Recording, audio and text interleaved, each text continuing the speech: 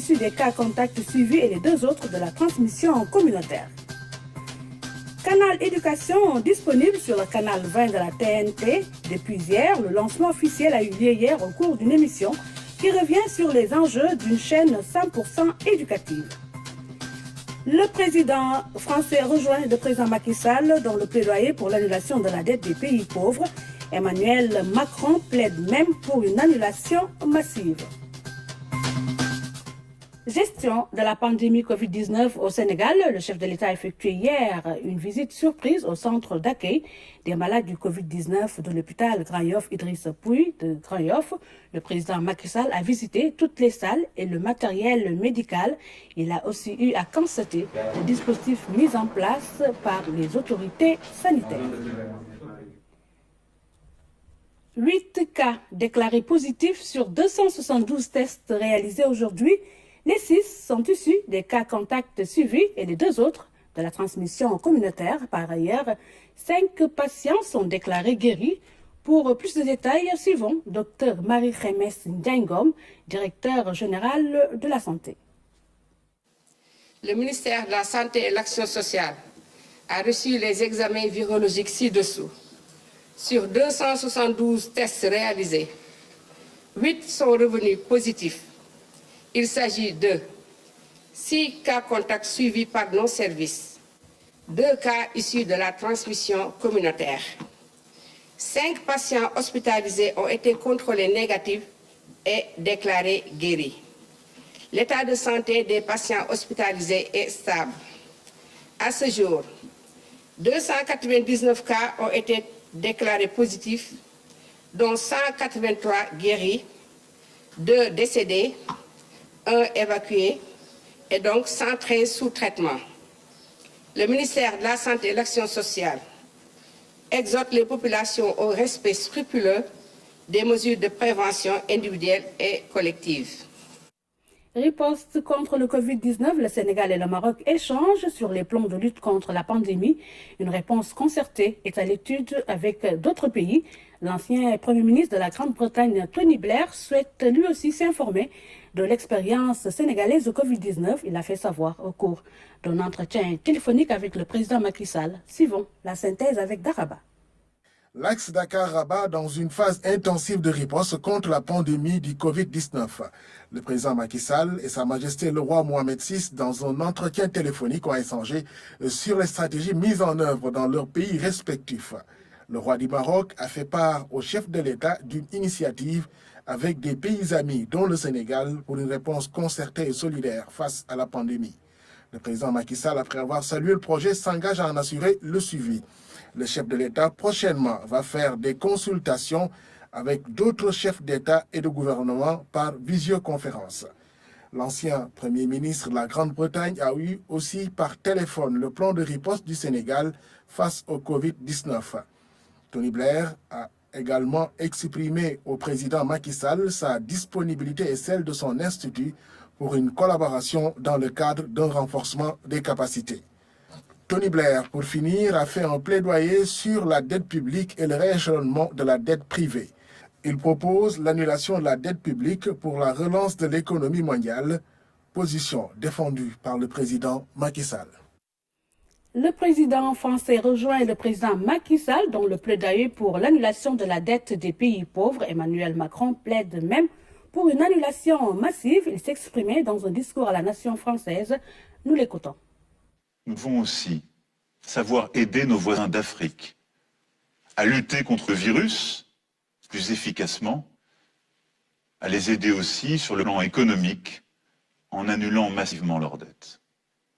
Oui, nous ne gagnerons jamais seuls, parce qu'aujourd'hui, à Bergame, Madrid, Bruxelles, Londres, Pékin, New York, Alger ou Dakar, nous pleurons les morts d'un même virus. Alors si notre monde sans doute se fragmentera, il est de notre responsabilité de bâtir dès aujourd'hui des solidarités, des coopérations nouvelles. Plein feu sur la Direction générale de l'action sociale dans la riposte contre le Covid-19. Elle joue un rôle très important. Elle accompagne depuis le début de la pandémie des personnes mises en quarantaine. sur le plan psychologique. Lamy Touré. Elle est aux manettes de la riposte psychosociale contre le Covid-19. Ce matin, comme d'habitude, Dr Aram Topsen préside les travaux de son quartier général. En rapport avec la mission de coordination de la pandémie, la direction sociale du ministère de la Santé est aussi sur le pied de guerre. Dans ce cadre, la direction de l'action sociale est chargée de la prise en charge psychosociale. Dans la prise en charge psychosociale, il y a une prise en charge psychologique, il y a également une prise en charge, une assistance sociale.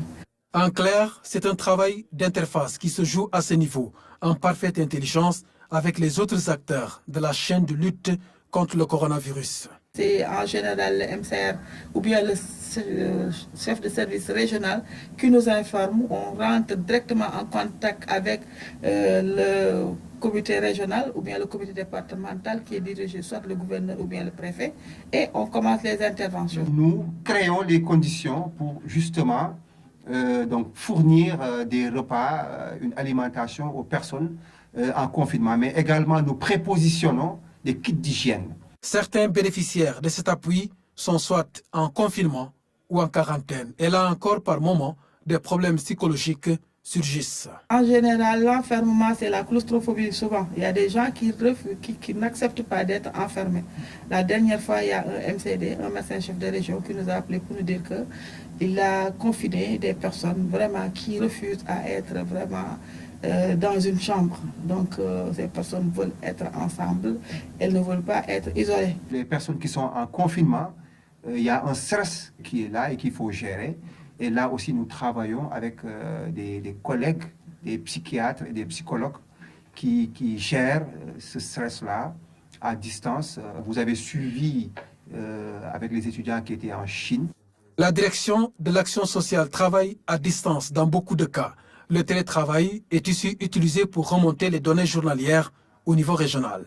Dans l'action également, elle s'emploie à lutter contre la stigmatisation. Ceux qui sont malades et qui sortent sont guéris, ils sont testés, et ils sont guéris, négatifs. Donc, logiquement, c'est eux qui doivent se méfier, n'est-ce pas, de ceux qu'ils vont aller trouver.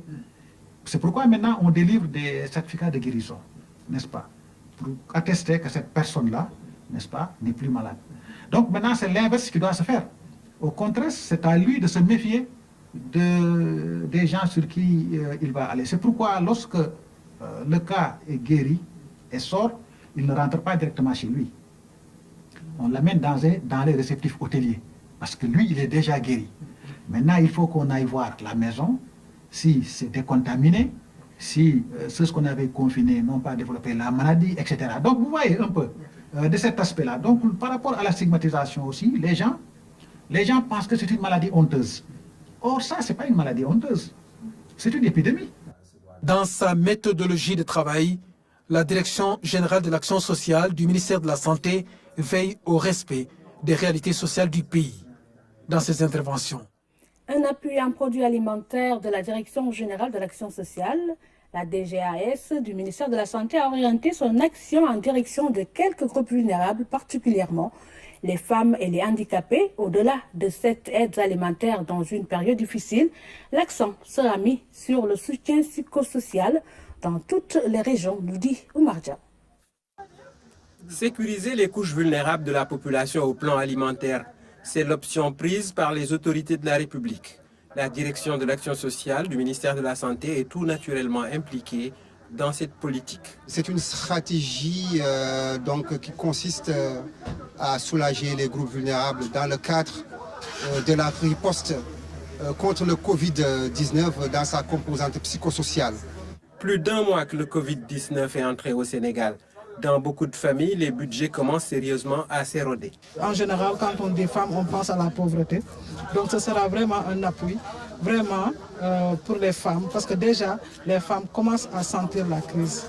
La vulnérabilité des femmes et des enfants est réelle, tout comme celle des handicapés. Ces vivres constituent juste un premier appui. Préciser que là, c'est une partie. Nos membres attendent aussi d'autres appuis. En savon, produits détergents, pourquoi pas en riz et autres. Donc nous attendons aussi ça. En milieu urbain, de nombreuses femmes s'adonnaient à des occupations aujourd'hui précarisées. Nous avons eu à cibler une cinquantaine de personnes, lavandières, qui sont au niveau de la Médina et du marché Tilène. Nous retournerons auprès de ces bénéficiaires pour leur donner ces produits qui leur seront d'un grand apport. Les bénéficiaires de cet appui ne feront certainement pas la fine bouche à l'échelle de toutes les régions. Les 14 régions, pour mieux appuyer les groupes vulnérables dans le cadre de cette pandémie qui est très difficile. C'est le moins que l'on puisse dire, difficile. Le soutien de l'État est nécessaire pour une plus grande résilience des communautés, tant urbaines que rurales. À Ziguinchor, les structures sanitaires ont reçu la visite du ministre du Commerce, Aminata Somme-Diatta, voit à travers ce geste apporter son soutien au personnel sanitaire. Elle a remis des lave-mains et autres produits sanitaires, ainsi que le marché central aussi a reçu son lot. Reportage de Abdoulaye Sinkari. Le personnel soignant joue un rôle central dans la lutte contre la pandémie du Covid-19. Consciente de cela, Aminata Somme-Diatta fait le tour des structures sanitaires de Ziguinchor pour leur apporter soutien et réconfort et les doter de ce lave-mains made in Sénégal. Un geste noble, très important, un dos consistant, effectivement, des lave-mains qui ont été fabriqués par des nationaux. Un, elle a aidé ces nationaux. De deux, elle nous a aidés dans la prise en charge, effectivement, au niveau de la structure. C'est un geste de très grande portée que nous apprécions à sa juste valeur. Un geste de haute portée mis à profit par le ministre du Commerce pour recueillir certaines préoccupations de structures qui polarisent toute la zone sud et accueillent même des patients de la sous-région. Pratiquement chaque jour, nous recevons pas moins de 4 à 5 patients qui nous viennent de la Guinée-Bissau. Mais surtout avec cette pandémie, c'est très difficile effectivement de les recevoir parce qu'il y a beaucoup de problèmes qui se posent. Tout récemment, on a un patient qui était venu de la Guinée-Bissau et que nous avons eu à interner au niveau de notre site d'isolement. Heureusement, les résultats ont été négatifs. Les Sénégalais peuvent venir d'autres régions, d'autres pays. Et également, nos frères d'autres pays peuvent venir dans la région. Et il faudrait que nous soyons prêts à prendre en charge tous les cas qui pourraient être signalés. Donc c'est la raison pour laquelle j'apprécie fortement les échanges que j'ai eus avec les responsables des structures. Et nous ne manquerons pas de porter, en tout cas, les préoccupations qu'ils ont portées à mon attention auprès de la plus haute autorité de ce pays et également auprès du ministre de la Santé. Le ministre du Commerce a aussi remis des lave-mains au marché central, au quai de pêche et au commissariat central de Ziguinchor. Le Covid-19 met en lumière le savoir-faire de jeunes Sénégalais, de jeunes de Guédiawaye ont créé une machine de lavage automatique des mains. L'outil fonctionne à l'énergie solaire. L'objectif de ces concepteurs est de réaliser des dizaines de machines pour la riposte contre le Covid-19. Salou Sek les a rencontrés. Sam Notaire, dans le département de Guédiawaye. Ici, la lutte contre le Covid-19 est une affaire de tous. Ce soir, au quartier Cité Djongroup, un nouveau dispositif est mis en place pour permettre aux populations de respecter l'un des gestes barrières.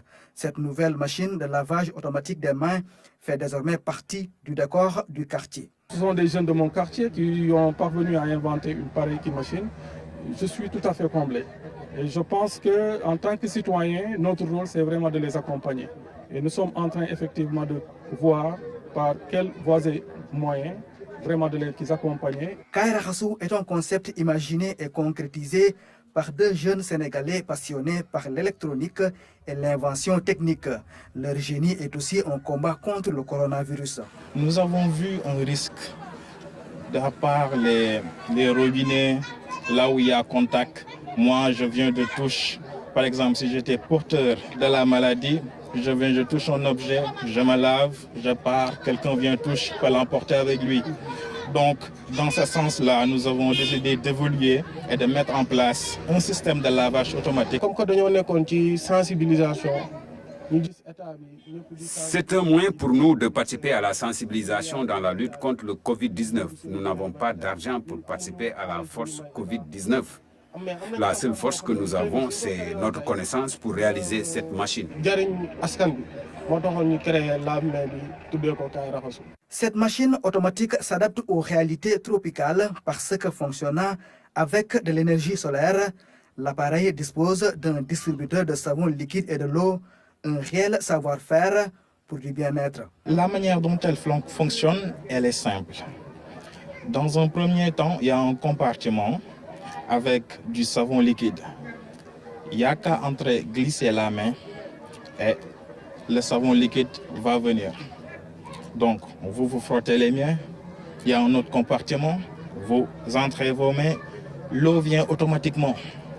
Et cet appareil aussi, elle fonctionne à l'énergie solaire, elle est autonome. Nous avions voulu la rendre autonome parce que nous savons ici, on n'a pas assez de ressources, vraiment. On a voulu miser dans ça. Dans l'atelier, tout va vite. L'objectif de ces jeunes est de réaliser des dizaines de machines le plus rapidement possible pour endiguer la propagation du virus. Il y a une chaîne de production qui est mise en place. Il y a des machines sur lesquelles on est en train de travailler. Et aussi, on est en train de penser à de nouvelles innovations, apporter de nouvelles innovations à nos machines, perfectionner cela et la rendre aux pointes de la technologie. Depuis l'apparition du Covid-19 au Sénégal, le savoir-faire des Sénégalais se révèle presque chaque jour au grand bénéfice des populations. Canal Éducation, disponible sur le canal 20 de la TNT depuis hier. Le lancement officiel a eu lieu au cours d'une émission qui revient sur les enjeux liés à une chaîne 100% éducative, suivant les réactions de Racine Talla, directeur général de la RTS, et de Mamadou Talla, ministre de l'Éducation. Ils sont tous deux interrogés par Nafissatou Diouf. Au moment où le Sénégal, comme tous les pays d'ailleurs du monde, fait face à ce virus, ce minuscule virus qui a perturbé tout le système, toutes nos réalités. Le président de la République, dès qu'il a pris cette décision, au niveau du ministère de l'Éducation nationale, il fallait qu'on réagisse et tout de suite qu'on trouve des alternatives. Parce que nous devrions assurer ce qu'on appelle la continuité pédagogique. Et tout de suite, nous avons commencé par d'abord, on ne le dit pas assez, par cette leçon de vie. C'est notre première action que j'ai lancée à Ouakam. Cette leçon de vie a été dupliquée au niveau national. En ce moment, il fallait sensibiliser, expliquer, alerter, accompagner et les parents et les enfants. Et après, il fallait aussi travailler. Un comité a été mis en place au niveau du ministère, un comité de veille. Et c'est ce comité de veille qui a été à l'origine de ce concept totalement numérique, apprendre à la maison.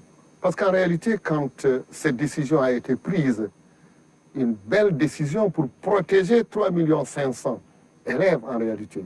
Donc le président de la République a voulu protéger ses enfants, protéger leur famille, mais il nous a aussi instruit d'assurer ce qu'on appelle cette continuité pédagogique. Donc les murs, l'école physique avait été fermée, mais on continuait à dispenser. On a voulu continuer à dispenser des cours. C'est ce qui a donné naissance à apprendre à la maison, où c'est des ressources numériques, des cours, des exercices, des mises en évidence, tout un matériel didactique et pédagogique, qu'il soit scientifique ou non, c'est ça, apprendre à la maison. Et apprendre à la maison, c'est ouvert également à plusieurs plateformes. En partant donc du site, ces ressources a permis d'accepter, d'héberger et d'orienter les jeunes, les parents et les professeurs vers vraiment des ressources diversifiées du niveau du plus bas jusqu'en terminale. Ce projet est arrivé au moment où on est en train d'en concevoir un autre. Finalement, ils sont nés ensemble. Alors, mais, vous savez, les questions de tutelle, on est un pays organisé. Et Amadou a essayé tout à l'heure de circonscrire quand même les responsabilités. Nous, pour ce projet-ci, nous ne sommes pas fabricants de contenu. Mais la loi nous définit comme éditeurs. Le ministère de l'Éducation nationale, selon le code de la presse, n'est pas éditeur, mais peut être producteur de contenu, donc peut être même considéré comme une structure de production. Nous sommes service public, nous avons anticipé sur beaucoup d'investissements, on est passé de la SD à la HD, et c'est des milliards de francs CFA de matériel qui sont ici, et ce qui nous a permis aujourd'hui d'accueillir ce projet véritablement sans investissement additionnel, parce qu'on peut partager énormément de ressources. Et c'est ça quand même qui a fait que ce SMART projet, qui suit le SMART aussi projet aussi aujourd'hui de Conseil des ministres, de la rencontre du président avec le personnel de la santé, on est vraiment dans un environnement, je félicite aussi nos amis de l'ADIE, tout est en train d'être dématérialisé, ou en tout cas on est en train d'utiliser ou d'optimiser ce que le numérique aujourd'hui peut offrir. Alors, c'est un ensemble de ressources partagées pour vous dire que même le signal ne peut partir par exemple que d'ici, il ne peut pas partir du ministère de l'Éducation. On va partager le serveur. Donc il suffit simplement de se plugger pour la TNT, RTS, et on envoie notre signal sur la plateforme donc, de la TDS, et il est partagé par les Sénégalais qui ont le décodeur TNT. Les officiers généraux de la 2e section des forces armées participent au combat contre la pandémie du coronavirus et ils ont remis un chèque de 5 500 000 francs CFA au ministre des Forces armées, une initiative qui répond à l'invite du chef de l'État dans la gestion de cette crise sanitaire, Louis-Philippe Sagna. Un geste symbolique pour contribuer à l'effort de guerre. Les officiers généraux de la 2e section ont voulu répondre à l'appel de la nation face à une pandémie aux effets dévastateurs. Nous étions venus montrer notre solidarité nationale, puisque le président, quand il a parlé de ce problème, il a parlé de guerre, il a parlé d'ennemis. Évidemment, forcément, nous, ça amène une réaction de notre part. Même si c'est modeste, nous avons tous eu au même moment la même réaction. On tenait quand même à être présents, d'une part, et d'autre part, à mettre nos autorités au courant de notre petite contribution. Et de ce côté-là également, les chefs d'état-major des armées, Jean Diop, aussi bien que le haut commandant de la gendarmerie maritime, ont été informés dès le départ pour notre démarche. Une initiative saluée par la tutelle, Maître Sidiki Kaba, qui a rappelé l'engagement des forces armées dans cette lutte contre le Covid-19. Je voudrais magnifier ce geste et leur dire non seulement que la nation leur est reconnaissante, mais qu'ils continuent encore à la servir à un moment où le peuple sénégalais traverse une épreuve dure, où il faut l'action individuelle et collective de tous pour atteindre l'objectif de vaincre cette pandémie qui est aujourd'hui planétaire. Je voudrais encore leur dire, au nom du président de la République, Macky Sall, que ce geste est un geste très important et il sera apporté tel que cela a eu lieu aujourd'hui au président de la République, Macky Sall, chef suprême des armées. Depuis le début de cette pandémie au Sénégal, la contribution des forces armées est significative. Ce geste des officiers généraux de la 2e section sera renforcé par d'autres actions pour appuyer le comité de gestion de cette crise. Et puis, les fournisseurs d'intrants et opérateurs économiques du ministère de l'Agriculture et de l'Équipement rural ont contribué volontairement à la lutte contre le Covid-19. Ils ont réussi à mobiliser 194 600 000 francs CFA pour, disent-ils, répondre à l'appel du président Macky Sall, Youssouf Kaba. Lamsar Maodossar, Dame Diop Mansour, FNOPS, UNOPS, SENAP, UNUS et APSN, 7 entreprises, 7 généreuses donatrices pour ainsi apporter leur soutien à l'appel du chef de l'État en direction de la lutte contre le Covid-19. La contribution des opérateurs fournisseurs intrants, semences et engrais et des fédérations et entreprises partenaires du ministère ont effectué des contributions volontaires d'un montant cumulé de 194 600 000. Le chèque de 194 600 000 de francs CFA transmis symboliquement au ministre de tutelle est déjà versé au Trésor public. Les opérateurs économiques partenaires du ministère de l'Agriculture apportent ainsi leur soutien à ce combat national. On était aujourd'hui au ministère de l'Agriculture pour lui remettre en tout cas toutes les quittances de versement au niveau du Trésor. Cela aussi, je dois dire qu'il est accompagné par des actions que nous menons au niveau de nos collectivités locales. Parce que tout ce temps que nous sommes, les opérateurs, ils participent pour appuyer les acteurs au niveau des gouvernances, au niveau des mairies, au niveau des collectivités locales et au niveau de l'ensemble de nos partenaires du monde rural. L'ensemble des opérateurs ayant participé à cet élan de générosité réitèrent leur engagement à accompagner le gouvernement dans sa politique sanitaire et économique en ce contexte de pandémie. Fin de ce journal. Merci de votre attention. Excellent suite de programme sur la RTS. Vous pourrez suivre tout juste après le journal en Wolof qui vous sera présenté par Mama Moussagna. Au revoir.